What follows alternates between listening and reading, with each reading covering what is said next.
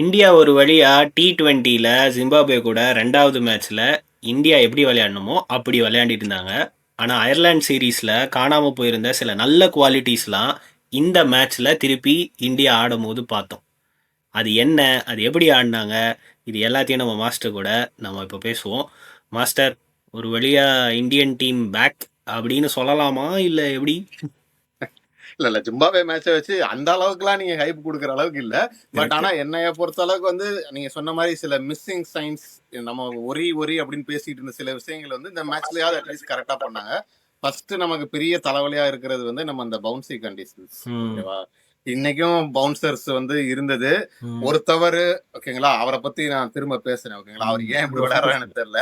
ஆனா மத்தபடி ஜென்ரலா வந்து என்ன சொல்றது, எஸ்பெஷலி நம்ம இஷான் கிஷான் வந்து சும்மா எப்படி இப்படி இப்படி எல்லாம் சுத்தாம, அதாவது என்ன சொல்றது, நான் வந்து I want to play long innings but அக்ரெசிவா பிளே பண்ணுவேன் அப்படிங்கிற ஒரு மைண்ட் செட் டிஃபரன்ஸ் வந்து நல்லா தெரிஞ்சது. இல்லாட்டி அவர் நம்ம பார்த்தோம் இல்லைங்களா, வருவாரு, நான் வந்து அவரே ஷாட்டை இப்படி சுத்திக்கிட்டே இருப்பேன் அப்படிங்கிற அந்த ஒரு இது இல்லாம, I know this is how the pitch is going to behave and I will play accordingly அப்படிங்கிற ஒரு பெரிய டிஃபரன்ஸ் வந்து இன்னைக்கு இருந்தது.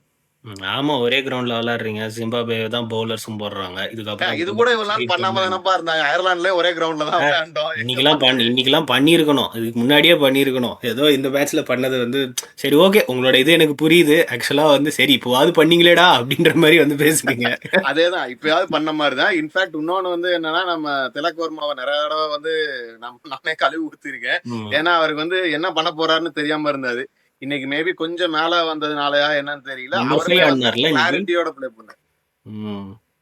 இப்போ ஓகே, அதுதான் நம்மளுக்கு கிளாரிட்டி வந்துச்சா இல்லையா அப்படிங்கறதெல்லாம் வந்து ஒரு பெரிய டீம் கூட வேற ஒரு டிஃப்ரெண்ட் கண்டிஷன்ல ஆடும்போது தான் நம்மளுக்கு தெரியும். பட் ஆனா ஓகே இருந்தது அவ்வளவுதான்.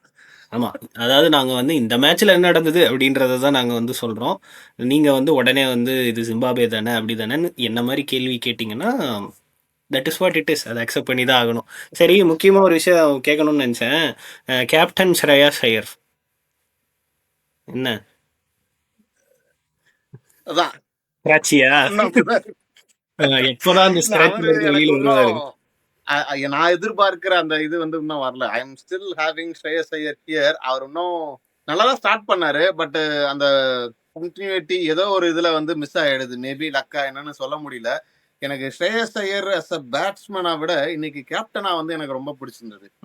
ரொம்ப நாளா வந்து நீங்களும் கூட ஏதோ ஷார்ட்ஸ்ல கூட போட்டீங்க இல்லைங்களா, இந்த ஆல்ரவுண்டர்ஸ்க்கு வந்து நம்ம என் மைண்ட்ல ரொம்ப நாள் இருந்தது. இந்த அபிஷேக் சர்மா, திலக் வர்மாக்கெல்லாம் ஏயா பவுலிங் கொடுக்க மாட்டீங்க அப்படின்னு ரொம்ப நாளா கடுப்பா இருந்தது. சி இது ஜிம்பாவே எத்துன்னு இல்ல. See that is just a variety. நம்ம பார்த்தோம் ஜேக்கப் பத்தல் வந்து நம்மள அப்படி சொல்லி முடிச்சு விட்டாரு. ஸோ 1 or 2 பவுலர்ஸ் இந்த மாதிரி நீங்க கையில வச்சிருந்தாதான் யூ வில் ஹேவ் வெரைட்டி. நீங்க கொஞ்சம் ஃபோர்ஸ்டா இருந்தாலும் அது வந்து ஒரு முக்கியமான டிஃபரன்ஸ். இன்னைக்கு வந்து நான் வந்து போக மாட்டாரு, வேற யாரோ சும்மா வச்சு முடிச்சு விட்டுருவாருன்னு நினைச்சேன். பட் அபிஷேக் சர்மாக்கு ஓவர், திலக் வர்மா ஓவர் வந்து அந்த ஓல்டு இந்தியா கொஞ்சம் காமிச்சிச்சு, அவ்வளவுதான். அப்புறம் நம்ம ஸ்டார் பத்தி பேசுவோமா? ஓப்பனிங் ஸ்டார் லெஃப்ட் ஹேண்டர் அவர் என்ன ஆரம்பிக்கிற 2 லெஃப்ட் ஹேண்டர் இருக்காருன்னு யார சொல்றீங்கன்னு தெரியல. ஸ்டார் அப்படின்னு பெரிய ஸ்டார். பெரிய ஸ்டாரா? பெரிய ஸ்டார் வந்து அவருக்கு அசிங்கமாவே இருக்காதா? ஏன் அசிங்கமா இருக்கான்னா, ஜிம்பாப்வே பவுலர்ஸ் கிட்ட ஒரே மாதிரி ஆடி அவுட் ஒரே அதே ஸ்ட்ராட்டஜி எல்லாருமே ஈஸியா போட்டு உன்னை இப்படி எடுக்கிறாங்களே, உனக்கு அசிங்கமா இருக்காதா அப்படிங்கிற மாதிரி எனக்கு போயிட்டு மீதி எல்லாத்தையும் லேர்ன் பண்ணிட்டு வரணும். அவரு அதை வச்சுதான் ஓட்டிக்கிட்டு இருந்தாரு. இப்ப அதை கண்டுபிடிச்சிட்டாங்கன்னு நினைக்கிறேன். அது கிளிக் ஆக மாட்டேங்குது அப்படின்னு நினைக்கிறேன். ஆமா, அவருக்கு வந்து அதான் ஜிம்பாப்வே பவுலர்ஸாலே எக்ஸ்ப்ளாய்ட் பண்ண முடியுதுன்னா it's a worrying sign for him. He has to address it. நான் வந்து இன்னொன்னு ஒரு நல்ல விஷயம் இன்னைக்கு பார்த்தேன். ஓகேங்களா, டிசிப்ளின் இஸ் பேக். ஓகேங்களா, நோ ஃப்ரீபீஸ். ஃப்ரீபீஸ்னா என்ன சொல்றது, நம்ம அந்த ஒரு எல்லா ஃபீல்டிங் மிஸ் பண்றது, நோ பாலே இல்லப்பா. அதுக்கெல்லாம் இப்ப சந்தோஷப்படுறீங்க. அப்படிதான் ஆக்கிட்டீங்க ஒரு இந்தியன் ஃபேன. ஆக்சுவலா நல்ல டீம்னா நோ பால்லாம் போடக்கூடாதுங்க. நாங்க தான் நல்ல டீமா இல்லையே கொஞ்ச நாளா. அப்போ கரெக்ட். அதோட முக்கியமான ஒரு பெரிய விஷயம் நான் வச்சிருக்கேன். இது யாருமே நீங்க பாத்துருக்க மாட்டீங்க, யோசிச்சிருக்க மாட்டீங்க. எக்ஸ்க்ளூசிவா பியாண்ட் பவுண்டரிஸ்ல என்னது, சிவம் கேட்ச் பிடிச்சிட்டாரு.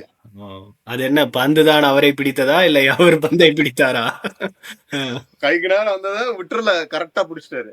ஓகே, அவர் ஃபீல்டிங் ட்ரில் எல்லாம் எக்ஸ்ட்ராவா பண்ணிட்டு இருக்காரு மாஸ்டர். சரி, அபிஷேக் சர்மாவை பத்தி ஒரு சில வார்த்தைகள். அவர் வந்து அடுத்த மேட்ச்லயும் வந்து ஃபெயிலியர் ஆனா அவரை வந்து தூக்கிடலாமா? தூக்கலாம். ஓ! நீங்க அடுத்த மேட்ச் லாஸ்ட் மேட்ச்சோ தூக்க மாட்டாங்க. இல்ல ஓகேங்களா. நான் பட் தூக்கணும்னு ஹி வில் பி சொல்றேன். Under pressure. சார், எஜுகேஷனல் மினிஸ்ட்ரியே தூக்குறாங்க. இவரை வந்து தூக்குறதுக்கு என்ன? இல்ல அதுதான் சி ஒரு ஒரு ஃபேனா பார்த்தா ஆப்வியஸ்லி வந்து சாம்சன் வந்து அபிஷேக் சர்மாவை ரீப்ளேஸ் பண்றதுக்கு கை சான்ஸ் தான். அப்படிதான் நான் யோசிக்கிறேன். ஆனா எனக்கு தெரிஞ்சு அடுத்த மேட்ச்ல அவர் கொஞ்சம் ரன் எடுத்துருவாருன்னு ஏதோ ஒரு இது சொல்லுது. ஏன்னா அந்த மாதிரி நேரத்துல வந்து எங்கேயாவது கிளிக் ஆயிடும். அதுவும் அவருக்கு வந்து சரி நத்திங் டு லூஸ் சிச்சுவேஷன் வந்துரும்னு நினைக்கிறேன். சரி ஓகே. இன்னும் ஒரு மேட்ச் தான் இருக்கு. அந்த பயம் உங்களுக்கு போயிடுச்சு தானே? எனக்கு ஃபர்ஸ்ட் மேட்சோட போயிடுச்சு. இல்ல உங்களுக்கு எனக்கு ஒரு வேற ஒரு பயம் இருக்கு. ஓகேங்களா. ஐயோ. ம். இருங்க அதை கேட்க மறந்துட்டேன் நானு. ம். ரெண்டாவது மேட்ச்ல திரும்ப இன்ஜுரியா? ஆ, புவன்சி யாதவ் 2வது ஓவர்ல கிளம்பி போயிட்டு என்னையா நடக்குது டீம்ல? தெரியல. அவங்க இன்ஜுரியோட தான் உள்ளேயே வருவாங்கன்னு நினைக்கிறேன் நான். அது வந்து இல்ல நான் ரொம்ப எக்ஸாஜரேட்டட்.